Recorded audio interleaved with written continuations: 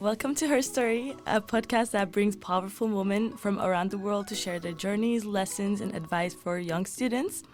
We are Women's Business Network, an association dedicated to connecting ambitious female students and graduates with the right companies, mentors, and alumni.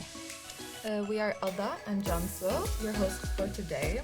Our guest is Bianca Bănică. I hope I pronounced that right. Very right, actually. Oh, perfect. A public speaking trainer and business developer at Lifeversity. Bianca, thank you for joining us. Thank you so much for having me. It's a pleasure to be here. Yeah, we're really thrilled to have you, Bianca. Let's start with a little warm-up. Can you tell us about your academic background and career journey? So, of course, I started studying in Rotterdam in 2017. So I actually came here to study. Now I stayed for work. I did my bachelor in international business administration. Then I took a gap year, did a couple of internships throughout as well. And I finished with my master's in human resource management. Currently, I'm working for Lifeversity. I'm a co-founder as well. And as you said, a business development manager and trainer, always wearing multiple hats because we're a startup. So you have to be very flexible. Offering soft skills courses to companies now in the Netherlands and young professionals. And I also have a really, really deep interest for people in general. Probably that's why actually I studied my master's in HR. That's pretty much about my background. Yeah, good to hear. And then I think we can go with your question before our experiences section. Yeah. Now that we have an overview, let's dive deeper into public speaking. So what do you think are the key skills that a great public speaker should have? Yeah. I think there are a couple of things. So if we think in terms of message and delivery, I will just split them into categories. So if you think in terms of message, a speaker needs to be able to convey their ideas, so they need to explain their ideas clearly. What I see a lot of people do is they try to complicate explanations and things, especially when terms are more technical. They find it hard to explain their terms or their ideas clearly. So the ability to explain your ideas clearly is a really big skill, because if your audience cannot understand you, how are they supposed to be persuaded? How are they supposed to be motivated to listen to you, right? And I would take this even one step further to connection. So I, as a listener, should not only be able to understand you, but to connect with you on an emotional level. So you as a speaker should be able to make me feel something through your words. This is the power of really impacting people through your words. Persuasion. So you mean the target is like the audience, like there's perception. Exactly. How are you able to connect with them on an emotional level through what you're saying? Not just being understood, but actually being felt inside. Like, do my words as a speaker touch you as a listener? Then in terms of delivery, there's this art of delivery. Are you able to use your body language, your voice, to support your message, to paint a mental picture of your words in your audience's head? So there are a couple of things in terms of body language and voice, but I will just keep it general for now. Using body language and voice to support your message, and being able to influence an audience to take action after your speech, if you want to persuade them to do something. Thank you so much. Okay, I think we'll dive deeper to these topics as well, because I have some questions about like the audience feeling something. I saw your last LinkedIn post about the mango, the fruit question. So I want to talk about that in a bit. So we'll start with the experiences part. So let's take a step back to your childhood. When you were a child, what did you dream of becoming?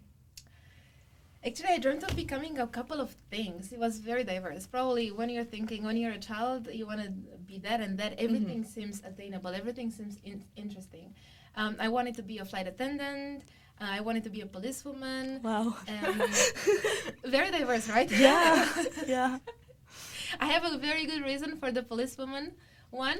My dad, I used to take a lot of road trips with my parents, and my dad would very often get fines for speeding up. And I told myself and my dad, I will become a policewoman, so you'll never get fines again. Oh, there you go. That's a good reasoning. Yeah, right? Yeah. But the last one, actually, my last dream job was becoming a businesswoman. I imagine myself and I really visualize myself walking up to the 24th floor of just a very tall building in whatever city. And I didn't know what I wanted, just that feeling of being a businesswoman, which a bit has changed. I'm no longer dreaming of being in a corporation because I learned that that's not for me.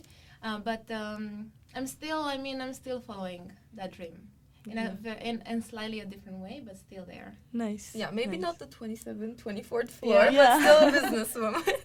Starting from the ground floor, from the basement, and building your way up. Yeah. So, how did you first get involved in like public speaking, and what fueled your passion for it? I joined the personal development program when I was 13, 14, back in Romania. It was a 6-week program. Basically, we had international trainers from all over the world. My trainer was from Japan. And they taught us English and shared their culture with us, helped us actually improve our English because we didn't speak English very well back then. At the end of the program, I was asked by one of the organizers to deliver a speech at the closing ceremony. And about my experience. It was just sharing my experience. I accepted because I was such an advocate of the program. I had no public speaking training. I didn't know what I was doing. I literally had my hands like this in front of me. I remember. It was in English. So I felt very nervous, but it was my first contact with public speaking. I was speaking on stage in front of parents and the other participants, the other children. And I cannot remember exactly what I said, but one thing I know for sure was that I really fell in love with public speaking. I learned that I really love conveying my ideas in front of an audience.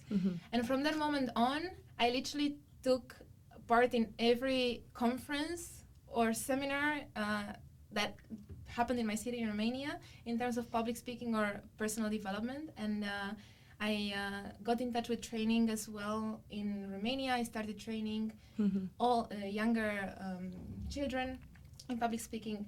And when I came here, I learned about Lifeversity through the founder, Matt, and I joined as a public speaking trainer 5 years ago. Wow, such a good experience. Yeah, it was love at first sight, if you can call it like that. Yeah. Okay, so talking about training, what were your initial expectations of becoming a trainer, and how is the reality compared to those expectations? I think that's a very good question because you always expect different things, right? And then when you get to do something, you see how different it is.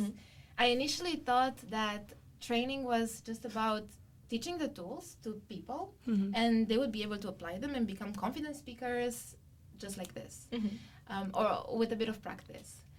But when I actually got to train people, I noticed, of course we're all different, but I noticed how much you have to work with the psychology of people as well and to foster a safe environment for them to apply the tools. Yes, there are countless of tools that you can apply as a speaker to become more confident, with deliver more impact, so on and so forth, but everyone is different.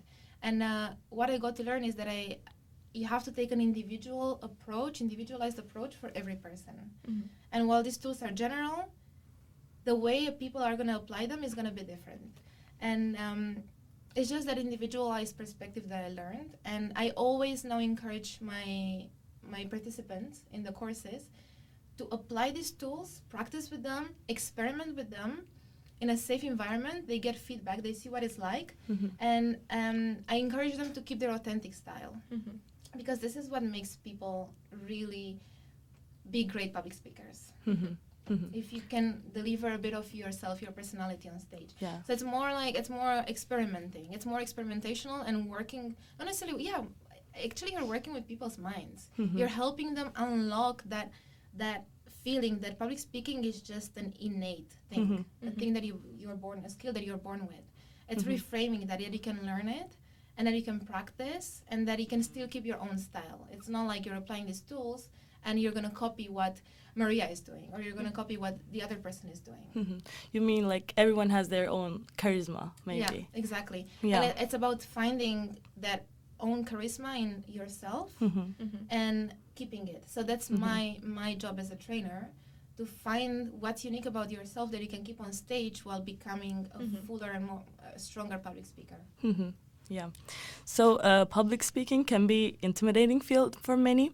So what were some of the biggest challenges then you faced like early on, and how did you like overcome them? It is intimidating. It is actually one of the biggest fears we have as humans. Mm-hmm.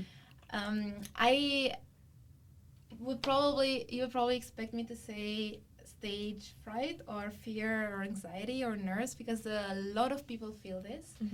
And if I look back at my experience when I was 13, 14, I did feel the nerves. I felt very nervous. My heart was racing really, literally. It was beating very fast.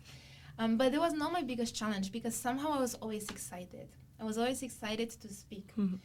My biggest challenge was speaking too fast. And that's also actually a consequence of feeling nervous. Yeah. But I'm a natural fast speaker. So what I did, I got a lot of feedback. I became aware of it, and whenever I delivered the speech, I trained myself to speak slower and more deliberately. Actually, it's funny because I have a friend who's also a trainer at Lifeversity, and we taught a workshop together once, and he didn't know me in the teaching context, because when I teach, I slow down on purpose. Oh. And he said, the first thing he said after we taught the workshop together is that, oh wow, I didn't know you could speak so slowly. So it's something that I really worked on and I trained. The second thing is engaging with the audience. It's not just, I reframed it from, I saw it in the beginning as a one-way communication. You go on stage, you deliver your speech, your audience listens, and then you leave. That's it. You've done your job. But I learned how to really engage the audience, how to read the room, how to make them feel something, how to have them there with me. So I feel when I'm on stage that it's a two-way conversation, not just me delivering the message to them. Yeah. Maybe we can connect this to the LinkedIn post where you asked a student of yours to convince you to eat a mango. Yeah. Which you hate mangoes. Yes, right? For that, I mean, I do love mangoes. Oh, for the But for the role play, yeah, I told him I hated mangoes. Yes. Yeah, and then he had to persuade you to eat a mango. Yeah. And what you said was he delivered the speech very confidently, and everyone thought it was a great pitch. Yeah. But you said that you weren't convinced because he didn't know why you didn't eat mango, so you didn't have that connection. So maybe even though you're very good at like public speaking, like maybe confidence, maybe charisma wise, you still need to make that connection to convince people. Would you agree with that? Definitely. I think you need to start almost backwards. Who are you speaking to? Consider who are you speaking to first, who's your audience, who's in front of you. And this goes for a presentation, it goes for a conversation as well. For a job interview, it can be applied to so many areas of life. But you always need to understand who's at the other side of the table, metaphorically speaking, and what do they care about? What are their needs? What are their fears, desires, wants? Why are they there to listen to you? Why are you such a valuable source of information? What value can you add to their life? And work backwards from them. What are their pain points? Because if you don't know who they are, what do they care about, and what do they fear, what are their problems, you cannot really convince them. Because you're not going to go to the root of their heart, basically. So in this case, the participant delivered a beautiful pitch about mangoes from his perspective. He mentioned growing them in a beautiful garden, and he really created that mental picture for me. I imagined it, but he didn't know why I didn't want to eat mangoes. My pain point was that they're just so tedious to peel. If he had known my problem from the very beginning, that he could have given me a solution. And of course, delivered nicely with the same persuasion tools, I would have been persuaded. But he didn't solve my problem, so he didn't persuade me. Yeah. So could you share with us a particularly rewarding moment in your career, maybe like a time when you saw a trainee making a big breakthrough? There's so many, honestly. I've been training for quite some years, and you always see this improvement in people, and this is really what keeps me going. And I've been thinking about this as well. The impact I'm creating as a trainer is really so fulfilling and so rewarding. And you see people, for example, there are multiple challenges. People that are super afraid, that are shaking on stage, getting to, by the end of the course they join, being confident or being more stable, being more in control of their body language and their voice not shaking. Or people that use excessive arms gestures or hand gestures, they are able to control their arms, or that are all over the place with their ideas, they're able to structure it better. So if I have to pick one, I would pick a case where a student was very reserved on stage. She was not able to move, literally. It felt like she was stuck on that specific spot. And I worked with her throughout the course to experiment really moving around the stage and owning the stage more to appear more confident. And in her final speech in week 6 at the end of the course, she was really owning the stage. It was a bigger audience. She was moving around. She felt very comfortable. And I was really happy to see that difference from where she started to where she got. It's also motivation for you. Yeah, it's very nice. So now we're going to dive into a crash course in public speaking. So many of our listeners want to improve their public speaking skills but don't know where to start. So what are the first 3 steps you recommend? Starting a course is the fastest way because you're guided by a professional, but also you're in the same journey as other people. And obviously I'm not saying any course, a course that's practical in general, just because experimenting with different techniques in a safe space where you receive feedback, people are not going to judge you. They give you honest and constructive feedback just for the purpose of improving. This is really the fastest way to improve, just by practicing, failing, learning, applying what you've learned, and then failing again, and then learning. It's a cycle, right? So it's practicing in a safe environment. Now, if you don't have the chance, the first step I would say is assess your starting point. What is it that you're struggling with in terms of public speaking? Do you struggle with getting your ideas across as confidently? So do you struggle with confidence? And what is it about confidence you struggle with? Is it your body language? Is it your facial expression? Is it your movement? Is it your words? So assessing where you're starting from. Then recording yourself to see the progress throughout. So let's say I struggle with not speaking loud enough. I can on purpose project my voice. So I'm aware of my struggle, of my starting point.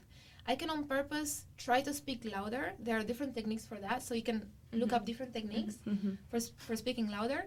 Record yourself and see actually if you're managing to across I don't know how many weeks. Yeah. Okay. Deliver just improvised speeches, or speak in front of a mirror. But record yourself so you can look back and see exactly if there's an improvement, or practice with friends as well. Or join a public speaking group. Lifeversity? Yeah. Lifeversity, for example, definitely. But there are also like Toastmasters or speaking clubs. Some companies as well, when you're going to get to work for a company, you'll see they sometimes have their own public speaking club. I worked for Amazon in the past, and oh, really? I joined, yeah, exactly. Oh. I joined their public speaking club as well there.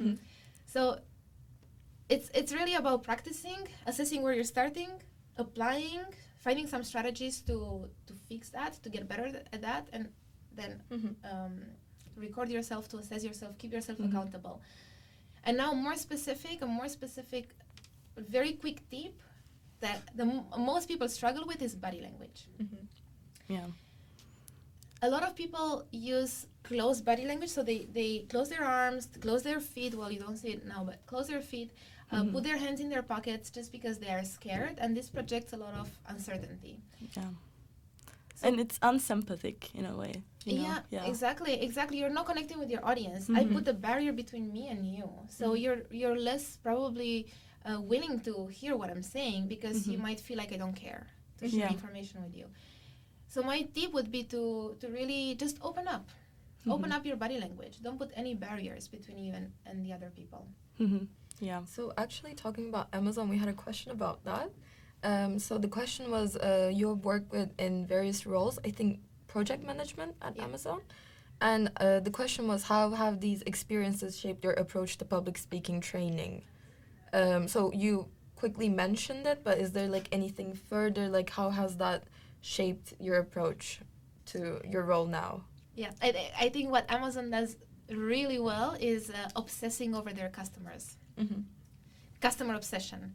And actually, I wanted to include that in my LinkedIn post, in my last LinkedIn post, but it would have been too long, so I left it out. Well, they can listen to it here, so. Exactly. Great timing. So they really understand what the customer needs before even they understand what they need sometimes. And if we translate this to public speaking, it's knowing your audience, understanding what your audience needs, why do they care about the topic, what do they know about the topic, what do they not know about the topic, and how can you bridge that gap? How can you provide value to them? So it's working backwards. They actually have a book. Amazon has a book that's called something along the lines of working backwards. Starting from your customer and working backwards. And that experience, I mean, I always knew the importance of knowing your audience, but it's just making that parallel made me, I always emphasize it in my training, but now I emphasize it in every single training I give. Know who you're speaking to and work backwards from there. So I think this is the parallel between Amazon and training. Customer obsession, knowing your audience, be obsessed about them, providing value to them, because you as a speaker, you're there for them. You're there to provide something to your audience. So you have to understand who they are in order to provide that value. And then we'll continue with confidence. So it's a huge factor in public speaking. And how can someone build their confidence when speaking in front of an audience? That's a tricky one because there's no quick solution like this. Yeah. For confidence, it takes time, and competence actually comes first, and then confidence comes after. So the more you get better at it, at something, the more confident you're going to become. So I would say my biggest tip would be to just practice. There are a couple of confidence boosting techniques as well. Smiling.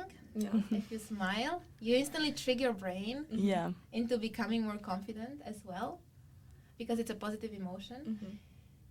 But it's really just about practicing.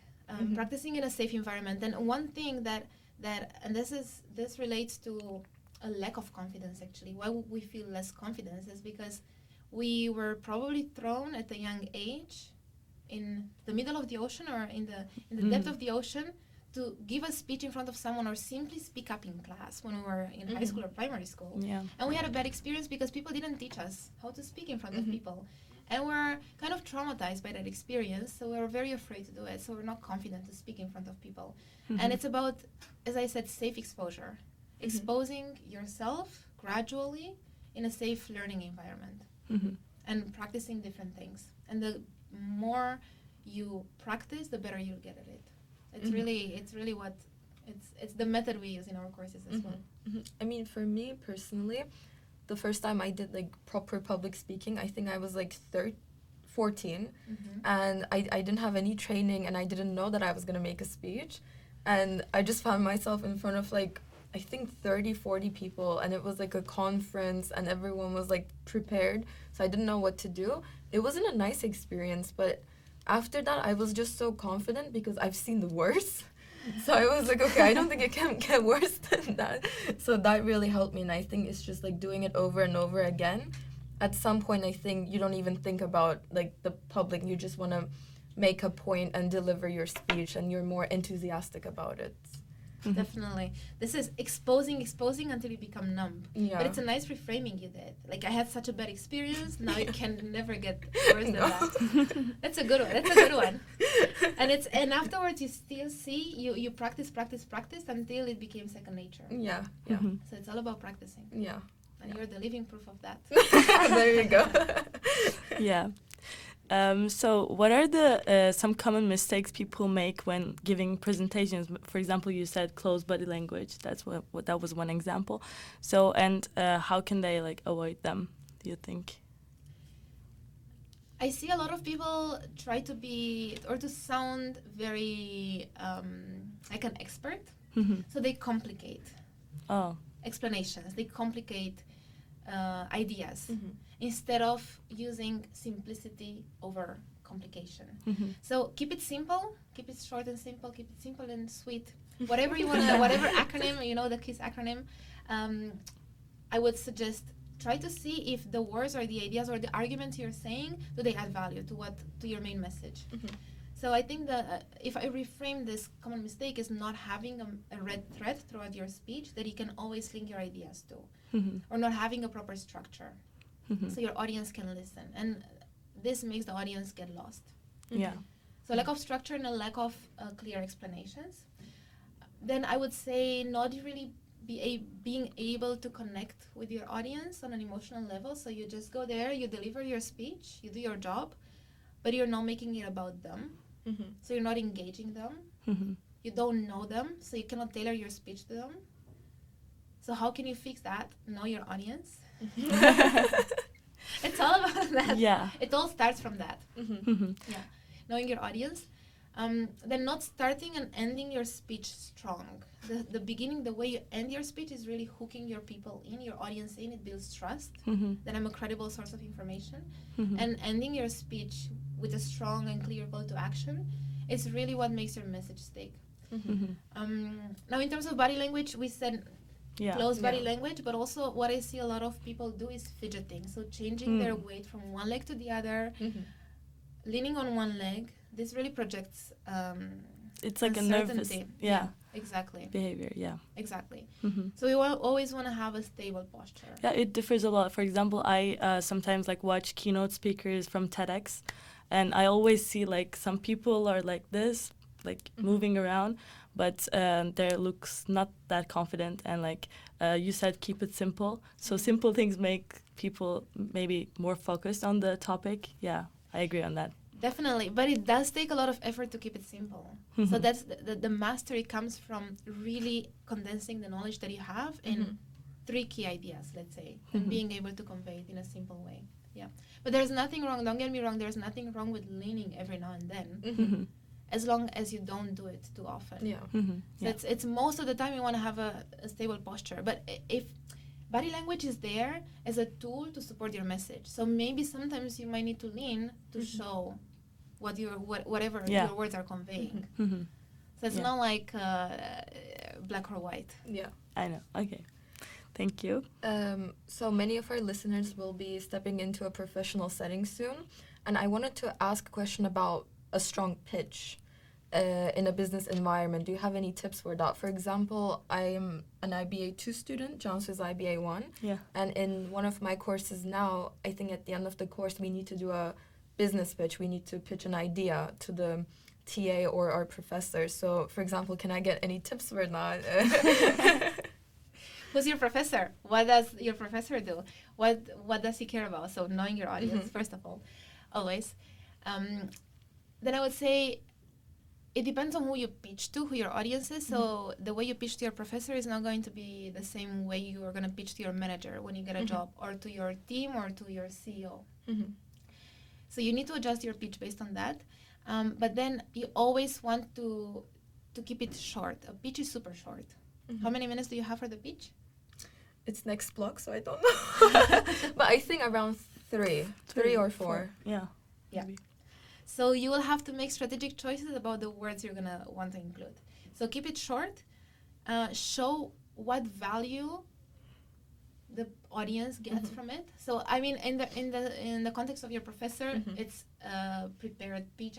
He knows, or she knows, what the pitch is about and such, and it's an organized context. But if you just pitch an idea to, I don't know, you meet someone in the elevator, an investor in the elevator, and you have to pitch your business idea, you have to start with the value. What's in it for them? So lead with value. What value do they get from this, whatever you're pitching? Show the benefits, show the win for them. Then end with a clear ask at the end. Where I see most of the pitches go wrong is they have a beautiful pitch. They explain everything, problem, the product, service, whatever, benefits and such, but it don't end with something actionable at the end. What do you want your audience to do, your listener, whoever you're speaking to do after you finish speaking? Then the last one I would say that is often overlooked is handling questions or objections afterwards. Some things might not be clear, some things might require you to think further. So a pitch doesn't stop when you stop speaking, but people will have questions. The way you are able to handle questions makes a strong pitch as well. Thank you for the tips. Thank you. I hope it helps. Let me know how it goes. I will, yeah. Yeah. So we want one more tip. Finally, what resources or books would you recommend for those who want to continue improving their public speaking skills? There are a lot of books out there, like TED, like Talk Like TED, Pitch Anything. But I would say, and this is what I do as well with the participants in our courses, I ask them to watch different TED Talks or different speeches in general, famous speeches, TED Talks, even their lecturers, wherever they go, just be mindful of who speaks, how do they speak, what do they convey, what are the words they say, how do they structure their thoughts, and see what do you like from that speech that you could take and apply to yourself, experiment with, to see if it fits in your style. What can you steal, so to say? If a person, I don't know, did a specific movement at some point, or use a certain tone of voice that you want to experiment with to see if it fits in your style. And I'm not saying to steal it as it is, but make it your own. So internalize it, make it authentic to you. So make it work for you. This is where you build your own repertoire as well, by looking at speeches, looking at what you like, what you don't like, what you will not do. This is what I often did in my bachelor's as well, and lectures. I looked at lecturers and I was really mindful of the way they were delivering the lecture. Not only the content, but the way they were moving around the stage. Just out of curiosity, seeing how lecturers here teach. So it's looking around for different cues and being mindful of basically all the speeches you're seeing and trying to experiment with what you're seeing. And the third most powerful resource is your own videos. Oh, yeah. Own feedbacks. Yeah, exactly. A reflection. Yeah. So record yourself, look at the videos, look at the recordings, and give yourself feedback. You can also do this with your friends, of course, but it's gonna be weird because we don't want to look at ourselves. It's not natural to us. We don't want to look and hear ourselves. But the growth happens in the uncomfortable. Yeah. So I think it's the best, and this is what we do as well in our courses. I record all my students' videos, and I always ask them to look back at them. And this is one of the fastest ways to improve as well. Yeah. Thank you so much. Okay, so now we're doing the closing and time machine segment. Okay. So last year you made a significant professional move by co-founding Lifeversity. And how important is it to continue experimenting and following new passions throughout one's career? On a scale from 1 to 100, I would say 1,000. Yeah. Super, super important. We're no longer, I don't know, even 20 years ago, where we were stuck in one career. You start something and then you're gonna get retired from the same job. People change jobs so fast now. The workplace is so dynamic, and passions change, interests change as well. What I wanted when I was a kid, to be a businesswoman, right, in a skyscraper, is no longer what I want now. And that came from experimenting. I did 2 corporate internships, one in Toyota, one in Amazon. And I saw, what I loved those experiences, really, they taught me valuable lessons. I saw that a corporate life is not for me. And it's through experimenting and putting yourself out there in different settings, not being stuck on your own ways of thinking, because once you start doing something more and more over the years, you can be stuck in your own ways. But meeting people, connecting with people, going to events, networking, getting, I think, also students on your team. If you have a company, we have a few interns that we work with at Lifeversity as well, that bring in fresh perspectives and they challenge our thinking. I love that. Continue to experiment with different ways is super important, because if you're stuck on just one path, you're not going to see the different alternatives you have, and the different alternatives might be better or worse, but you can take something from them as well. Or you might jump on a completely different path. I when I did my internship in Amazon, it was supply chain management. It's a very different field, but I experimented and I learned a lot. I saw this field is not for me, but I wouldn't have known if I hadn't experimented. And from all my experiences, I had really big lessons that I'm taking to Lifeversity now. That we keep on experimenting, even in Lifeversity. I'm doing business development, I'm doing sales. The sales job that I had for the consulting company I worked for before is not like Lifeversity. No sales role is going to be the same. So I'm even now experimenting with different cold outreach strategies, getting to know clients, what do they want exactly, going out there to networking events, talking to potential clients. So it's all about experimenting and having this mindset of continuous experimentation, trying things and learning from them. Continuous growth or growth mindset is super important to achieve, I think, a fulfilling career. Yeah, so for the aspiring businesswomen listening today, what advice would you give to those just starting their careers in public speaking or training? Don't be afraid to put yourself out there, because we as women feel like we're less than. And there have been countless studies in different fields that women don't ask for more negotiations, women don't get more whatever. It's always women. They don't apply for jobs unless they meet all the requirements. They're not like encouraged. Yeah. Exactly. I agree. So don't be afraid to put yourself out there just because you're a woman, to raise their hand when people ask who wants to volunteer for this exercise. To raise your hand, expose yourself to different situations. Practice public speaking whenever you get a chance, because practice makes perfect. And find a role model as well. This is something that helped me. Find role models throughout your journey. So people that you admire, that you want to not necessarily be like, but you look up to. Have some coffee chats with them. Even if you don't know them, reach out to them on LinkedIn. Just share what genuinely interests you about them, what you admire about them, and ask for a coffee chat. The worst that can happen is you get a no, but at least you tried. Yeah. So don't be afraid to be rejected. Put yourself out there. Find role models. Yeah. With WBN, we actually have a mentorship program. I don't know if you know about it, but we have amazing businesswomen who are mentoring, and the mentees were selected. So I think it's closed for this year. But if anyone's watching from EUR, you can always apply for it next year, and you go through a selection process, and then they match you with a mentor, and then you get to talk to them. They get to guide you through a year. I'm not so sure about the timing, but yeah, I think it's very nice. And then also what I've seen is through university, through RSM or EUR, it's so nice to reach out to people, because from what I've seen until now, everyone is so motivated to help you, because I think, especially as women, I think we always want to, like you said, like a role model is always nice to have. So when someone like grows up, and when someone like younger is trying to find a mentor, they always try to help you. So I think it's very nice to do that. So definitely, it's amazing that you're doing that. I didn't know about the program. Yeah. But it's exactly what you just said. It's exactly that. What people need, what women need as well. Yeah. And also, men, role models are always useful. But I think it's amazing that you're having this program for the future female leaders.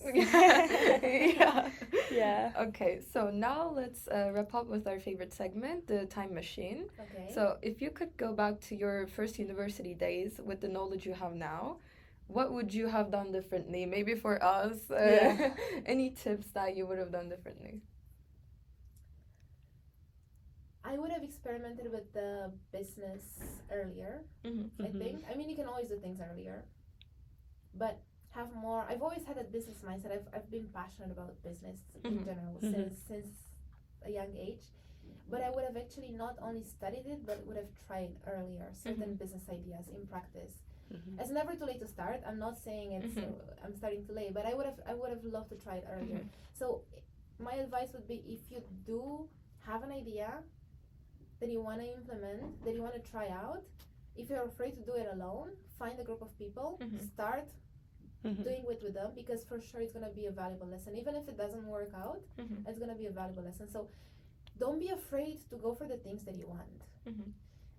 But at the same time, prioritize, because something that I did in my university years is I said yes to a lot of things, which is good in a way, because you get to experiment what you like, what you don't like, but sometimes things are going to sidetrack you, so you cannot focus on one thing. So it's taking the time to reflect what do you actually like doing, what gives you energy, and what saying yes more consciously, and saying no more consciously as well. Yeah, I think that's very important to know. Yeah, I think good that's advice. a good advice. Yeah. Yeah, and so our final question, if you could give one piece of advice to your younger self, what would it be? That's a very good question. I think as a kid I was always very open. I always loved people. I tried to get involved in a lot of things. So I would say probably find ways to be international, to go international more. I didn't travel a lot. I did travel a lot with my parents, but I would have loved to travel a lot more with I don't know, in different projects, friends. Not necessarily friends, because when you are a kid you cannot. Oh yeah. I'm sorry, I forgot the question. Yeah. So more the international part is what I was missing when I was a kid.